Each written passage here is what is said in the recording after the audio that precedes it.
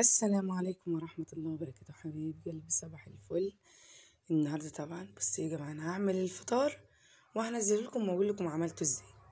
جبت طبعا باذنجانية قطعتها، حطيت عليها حبة ملح، استنى ساعة جليتها. التوابل بتاعتها طماطم، توم، توابل، ملح، ونقلب في بعض ونيجي خلطينها عليها. ماشي، دي طريقة الباذنجان. جبت البطاطس قطعتها غسلتها كويس، جيت وانا محمرها حطيت حبة كركم في الزيت عشان اخلي لونها مصفر شوي. يلا تعالوا ندخل على الوجبة التانية. عملت طبعا مكرونة بطماطم. جبت بصلة حمرتها بعيد، ماشي. جيت جايبة الطماطم غسلتها كويس وحطيت فرمتها على الخلاط، حطيت حبة زيت وحبة ملح، سبكتها، نزلت بالتومة، نزلت بالملح والمرقة وكله، وسبتها عاد اتسبكت شوية قد 5 دقايق.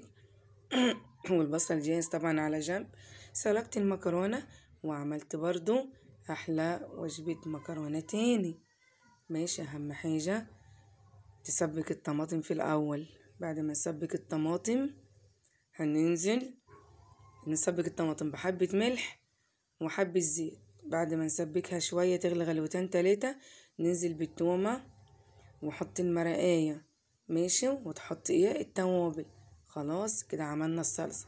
سلقين المكرونة، وبعد ما تغلي المكرونة وتطيب نطفي عليها. بعد كده نزودها بشوية مية ساقعة عشان تبقى مفلفلة معانا، ما تبقاش معجونة.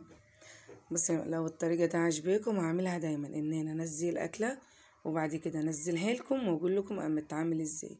كده اريح لي، بدل ما اقول يا عثمان تعال صور لي، يا فلان تعال صور لي، لا انا مصور لنفسي وانزل لكم الاكلة بعد ما اخلص. اعمل اكلة وجربيها